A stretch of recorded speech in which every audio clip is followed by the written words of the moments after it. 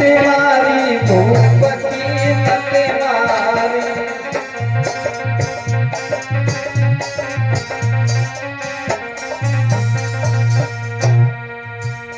अरे बोलो भूप समझ नहीं पाया।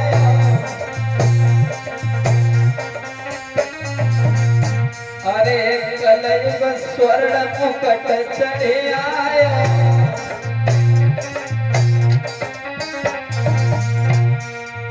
राजा बढ़ के चलो नारी भूपति मत मारी।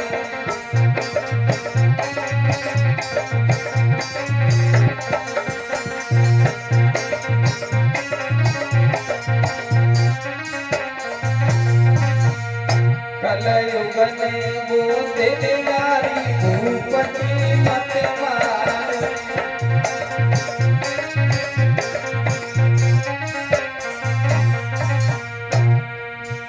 अरे प्यास लगी राजा को वारी।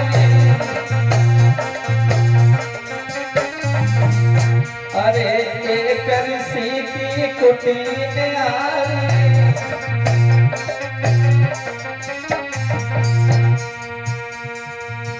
कोई प्यास से व्याकुल वारी भूपति मत मारी।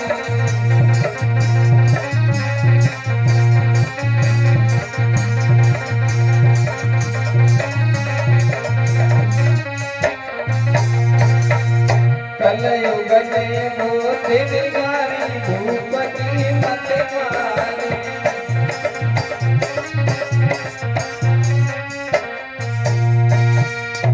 आज मेरे भगवत प्रेमियों महाराज परीक्षित प्यास से व्याकुल पानी की तलाश करते हुए जिस समय आगे बढ़े हैं तो क्या देखा है कि लोमस ऋषि पद्मासन लगाए हुए भगवान का चिंतन कर रहे हैं। और जिस समय लोमस ऋषि की कुटिया पर पहुंचे हैं, पानी की मांग करने लगे हैं। इधर में महाराज लोमस ऋषि नेत्र बंद करके भगवान का भजन कर रहे हैं। आज मेरे भगवत प्रेमियों जिस समय लोमस ऋषि को भजन करते देखा है, आवाज लगाने लगे हैं महाराज परीक्षित। सर पर कलयुग सवार है। मेरे भगवत प्रेमियों जब आवाज लगाई है तो लोमस ऋषि ने नेत्र नहीं खोले हैं, वो भगवान के भजन में ध्यानस्थ हैं। उसी समय महाराज परीक्षित मन ही मन में विचार करने लगे कि संसार में मैं संतानहीन भी नहीं हूँ। मेरे बहुत बड़ा धन धाम है, किसी बात की कोई कमी नहीं है। मैं काना नहीं हूँ, कुरूप नहीं हूँ, लेकिन मुझे देख करके इस महात्मा ने नेत्र बंद कर लिए। इससे ये साफ जाहिर होता है कि ये संत नहीं ढोंगी है। इसलिए ये देखा है कि कोई अतिथि रूप में आ रहा है, हमें इसका स्वागत करना पड़ेगा। इसलिए इसने हमें देख करके अपने नेत्र बंद कर लिए।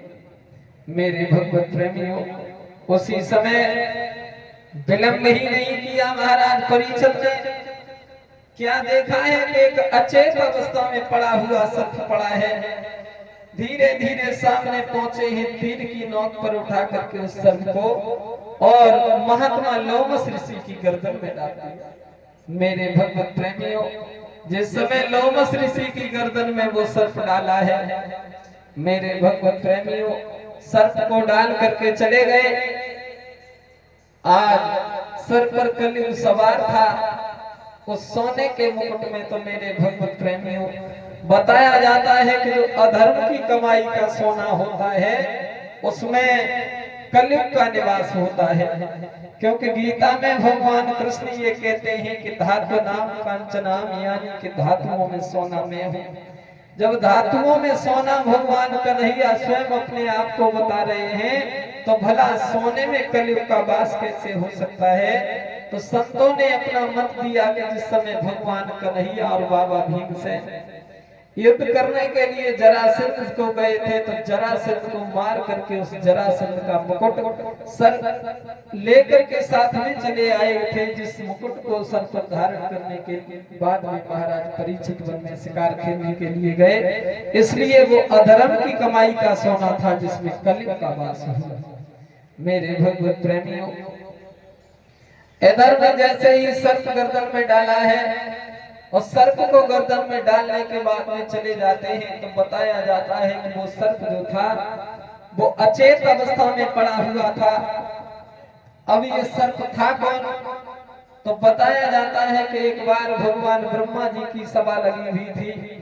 उस भगवान ब्रह्मा जी की सभा में अचानक नागराज बासुक का आना हुआ और जिस समय बासुक आया है तो बासुक ने ब्रह्मा जी को प्रणाम किया तो ब्रह्मा जी ने एक अमर फल लिया और उस अमर फल को लेकर के बासुक से ये कहा है कि हे नागराज बासुक, ये फल है वो अमर फल है, जो इस फल का सेवन करेगा वो इस संसार में अमर हो जाएगा, इसलिए आप इस फल को ले जाओ जिससे नाग योनि अमर हो जाएगी। बासुक सोचने लगे हैं कि अगर हम इस फल को खाएंगे तो सिर्फ हम अमर होंगे, लेकिन मेरे आंगन में 5 पुत्र हैं, अगर ये थोड़ा थोड़ा फल पांचों को दिया जाए तो पांचों के पांचों अमर हो जाएंगे।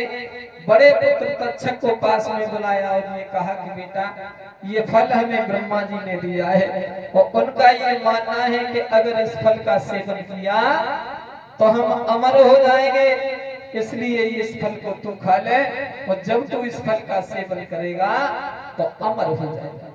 मेरे भगवत प्रेमी, उसी समय तक्षक के मन में बेईमानी आ गई, सोचने लगा है कि अगर ये फल मैंने अपने चारों भाइयों को और दिया तो इसका प्रभाव कम होगा, इसलिए तक्षक ने वह फल अकेले ही खा लिया। समय के उपरांत जिस समय नागराज बासुक ने अपने छोटे पुत्रों को पूछा कि बेटा तुम्हें अमर फल मिला, चारों इनकार करने लगे ही कि पिताजी अमर फल तो हमने देखा तक नहीं है। आज उसी समय नागराज बासुक ने उसे श्राप दे दिया कि तक्षक, तूने अपने भाइयों के साथ में गलत किया है, तूने अपने भाइयों का हक खाया है, हम तुझे श्राप देते हैं कि 6 महीने तू अचेत अवस्था में रहा करेगा और 6 महीने के बाद में तू अपनी स्थिति में आ जाया करेगा। मेरे भगवत प्रेमियों, जिस समय महाराज परीक्षित वन में शिकार खेलने के लिए गए थे, जब लोमस के बेटा श्रृंगी ऋषि ने ये देखा है कि हमारे पिता के गले में तक्षक नाग को डाल करके चले गए महाराज परीक्षित, तो ये वही तक्षक नाग था जो 6 महीने के बाद में अचेत अवस्था में आ जाता था। अब 6 महीने से अचेत अवस्था में पड़े हुए हो गए, केवल 8 दिन बाकी बचे थे। इधर में लोमस के बेटा श्रृंगी ने देखा है कि तक्षक नाग को गले में डाल करके और दिल्ली के महाराज परीक्षित हमारे पिता का अपमान करने के बाद में चले गए हैं। उसी समय श्रृंगी ऋषि ने कमंडल में से जल लिया और श्राप देने लगे हैं महाराज परीक्षित को और कहा है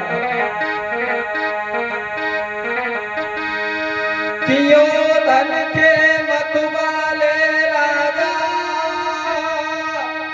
ओ माया मद के दीवाने, मेरे हाथ से मौत तेरी लिख भेजी विश्व विधाता ने।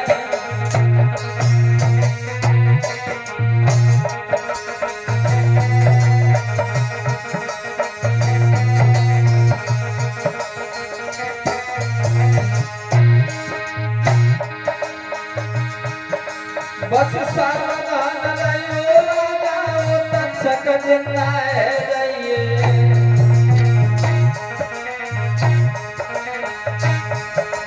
8 में रोज का राजा को दुनिया से यमपुर पहुंचाइए।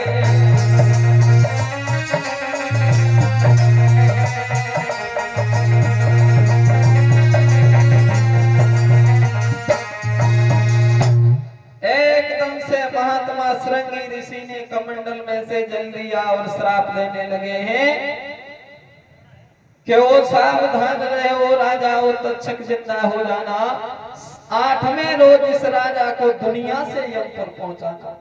मेरे भगवत प्रेमियों, श्राप दे दिया है कि महाराज परीक्षित जिस मद में आकर के तुमने हमारे पिता लोमस ऋषि का अपमान किया है, हम तुम्हें श्राप देते हैं कि आज के 8वें रोज यही तक्षक नाग तुम्हें डसेगा और राजन तुम्हारी मृत्यु हो जाएगी। मेरे भगवत प्रेमियों, जैसे ही श्राप लगा, महाराज परीक्षित जिस समय दिल्ली में पहुंचे हैं, सर से मुकुट उतारा है, पापी पाप चिल्लाने लगे।